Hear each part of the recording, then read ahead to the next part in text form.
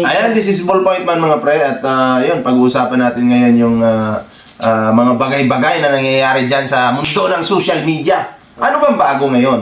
Ano bang bago, Ballpoint Man? Unahan mo na.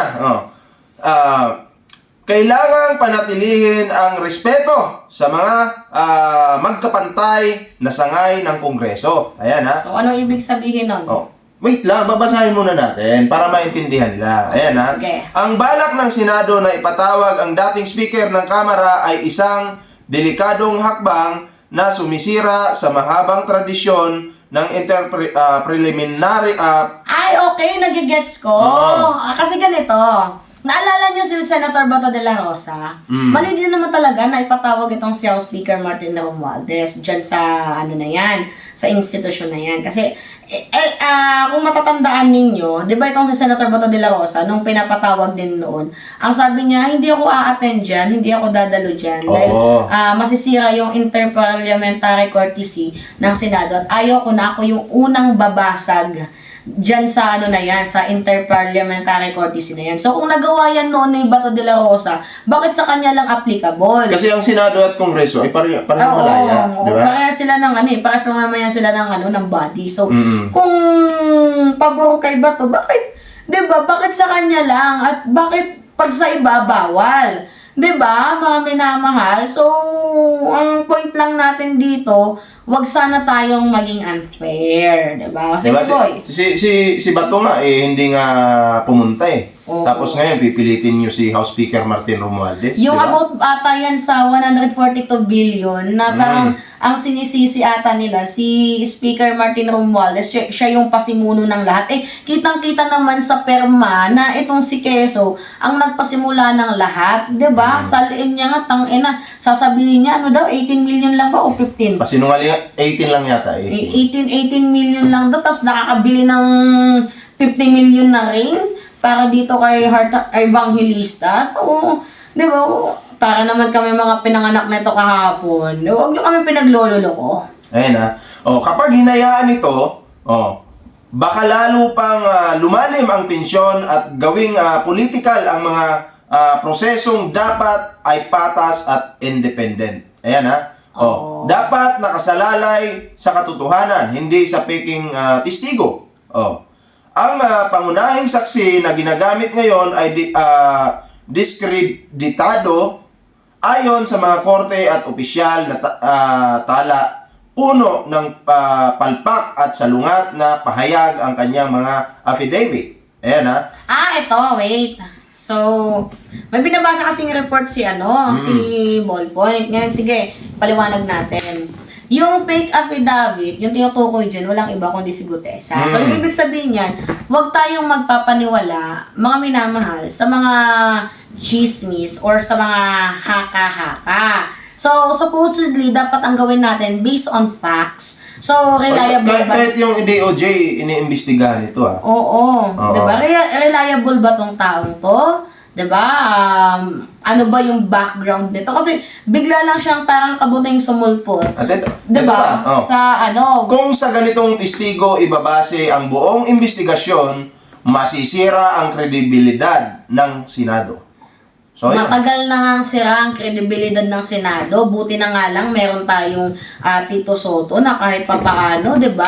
Ibinalik yung tiwala ng taong bayan sa Senado. Kasi yung si Chis Escudero, yung Senate President, gusto nang i-abolish ng mga Pilipino ang institusyon ng Senado, pero pasalamat na lang sinalba ni Tito Sen. Dahil kung wala si Tito Sen, baka na-abolish na ang Senado ngayon. Pero yung natutunugan natin, by the way, na rego doon sa Senado, balak daw ipalit si Cayetano. Naku po, mga minamahal, umasa pa kayo.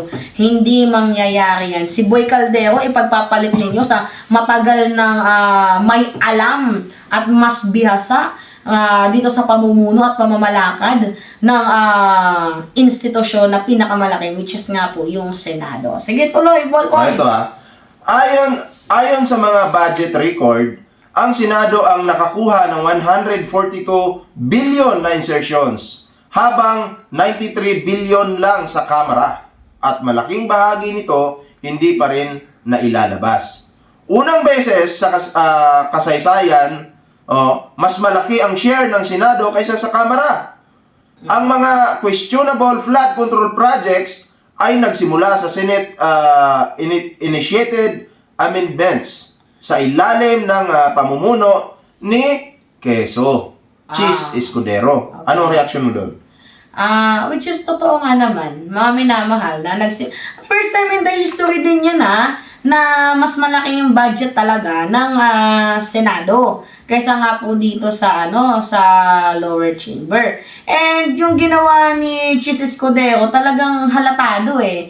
'Di ba kasi yung yung budget na 142 billion napunta mostly sa kanyang mga kaalyado. 'Di ba na ngayon makikita ninyo talagang nare-reveal din yung mga pangalan dahil pinapakasuhan na din ng pinapakasuhan at sinasuggest na kasuhan ng ombudsman. Oo, tungkol nga po dito sa pangangamkam ng kaban ng bayan. 5 nga yan sila eh, 'di ba? Nandiyan si Villanueva, tapos yung walang kadala-dala na si Wait lang. Jingo Estrada. Mr. President, kaluluwa ng bayan ang pinapalitan natin. Look around, Mr. President. Advertise. Natawa lang talaga ako, no? Diba? Okay, alright. Ayon sa mga taga-Masid, mukhang ginagamit ng Senado ang investigasyon para ilayo ang atensyon sa sarili nilang 142 billion insertions. Uy, oo. Kasi ang nangyayari nito mga minamahal, yung investigation parang hindi na talaga napupunta sa flood control. Kumbaga parang nagtuturuan na. So ang nangyayari ngayon, parang diversionary tactics para sirain si Speaker Martin Romualdez. Kaya yung gusto nilang maging endpoint. So nawawala na yung reliability ng institusyon ng Senado ukol nga po dito sa investigation ng flood control dahil nililihis na nila, parang gumagawa na sila ng way, diversionary tactics na dapat ang sisi kay Martin Romualdez. Kasi nagbabatuhan ng putik ang dalawa eh. Ang Senado babatuhan ng putik ang mga kongresista. Ang kongresista babatuhan ng putik ang Senado. Kasi ang nangyayari dito mga minamahal, nagsalita ang mga diskaya, 'di ba? Tapos malaman-laman natin may mga senador may mga kongresista na tinuro. So doon medyo na-lowered yung yung mga kongresista, 'di ba? Dahil nagtuo ang mag-asawang diskaya na ito yung mga sangkot sa yung mga nakapamahagi, mga taong to sa flood control. Ngayon naman nung nagkaroon ng investigation, itong tawag dito, itong lower chamber, biglang lumabas si Bryce Hernandez. 'Di ba? Biglang itinuro yung mga senador. So, nagbatuhan sila ng putik. Ganun yung nangyari. So, at the end of the day, mga minamahal, ang talo dito, yung taong bayan. So, ang dapat nating malaman, sino nga ba ang may kasalanan, hindi yung kung sino yung ituturo nila o nagtuturuan, tapos hindi naman credible yung kanilang mga witness. So may nag-comment dito, basahin natin. Ito yung private person lang. Ang sabi niya dito, may patanong din eh. Habang abala ang Senado sa pagpapatawag ng mga dating opisyal ng Kamara, tila nakakalimutan nila ang magkapantay lang sila. Walang mas mataas, walang dapat manghimasok. Pero bakit ngayon parang sila ang husgado? Yun yung tanong ng isang meron pa. Mas malala pa, ginagamit nila ang isang testigong diskreditado.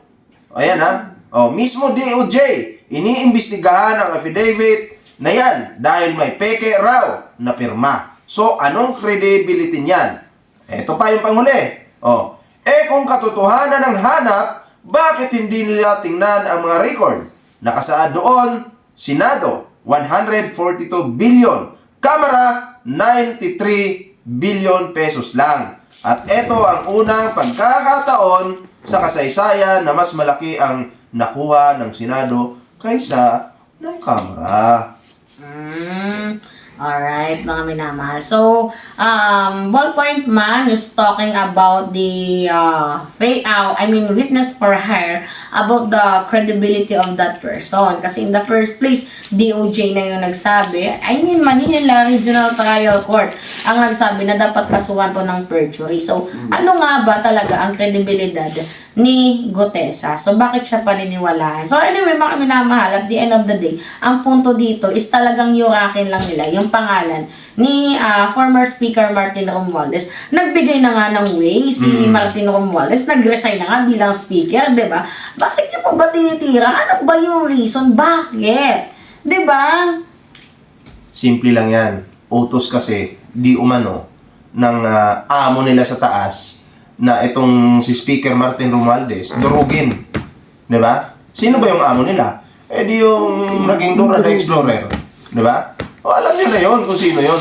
Kaya yung mga taong yan, gusto nilang manalo sa 2028 kasi gaganti lang yung mga yan. Tingnan mo ngayon, si Speaker Martin Romualdez gusto nilang pilitin na mag-attend dyan sa Senado. Di ba? Wala kayong karapatan. Wala kayong karapatan na ipatawag yan. Kung si Bato nga, Oo. pinapatawag dati, hindi dumalo, di ba? O, ito pa. Yung abot yun sa hearing kay kay Digong, na pinapatawag itong si Bato de la Rosa. Di ba, tandaan niyo yun? Tapos, ang sabi pa ni Bato doon, Hindi ako pupunta siya kung kasama si Digong. nung pumunta nga si Digong, hindi Wala nga siya. siya pumunta, Oo. di ba? So, ang sabi niya, ang reason niya daw, ayaw niyang masira at ayaw niyang maging tawag dito, unang tao na mag-break ng interparliamentary courtesy ng Senado. So, kung merong reason na gano'n si Bato de la Rosa, bakit hindi applicable sa mga kongresista yun? Diba? Bakit kay Bato lang? So, kung may karapatan si Bato na gano'n, mayroon din karapatan si Speaker Martin Romualdez na tumanggi or hindi. Pero I think attend naman yan si former Speaker Martin Romualdez kasi wala naman niyang tinataguan, wala din naman kinakatakutan yan. At alam naman natin na malinis itong si Martin Romualdez. At eto pa, kung ipapatawag niyo ulit si Bato de la Rosa, hindi na, papunta na pong dahig yan. So, yun lang masasabi ko dyan.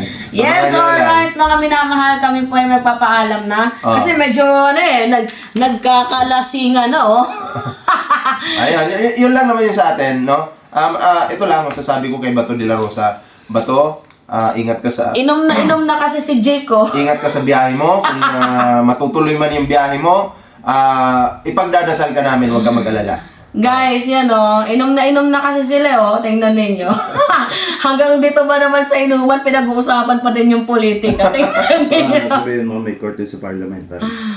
Sige nga, magsalita ka, go! Hindi kasi pwedeng pilitin ng isang senador at isang kongresista na umattend sa isang pagdinig kasi mayroong korte sa parliamentary na tinatawag. Ngayon, siguro baka sabihin ng iba na mga taga-suporta ni Bato de la Rosa o kaya ni House Speaker Martin Romualdez, bakit si Toby Tiangco pumunta ng pagdinig ng Senado? Yun naman po ay voluntarily, yung pagpunta ni Toby Tiangco. Ngayon naman, yung subpoena o yung pagpapatawag kay House Speaker Martin Romualdez dyan sa na ipinadaan kay Speaker Bogie D, yan naman ay na kay Martin Romualdez kung attend siya o hindi. Thank you sa ating guest Ayun. na Thank si you, thank you. Jake Magnus. Anyway, mga minamahal, yun lamang po. It's me again, Alicia nyo. Nasasabi ko lang din, thank you, Lolo si Jean. At salamat sa ating visitors na si Jake Magnus TV. Di ba, mga ingat, mga Bye-bye, guys. kabayan. Isa pang content.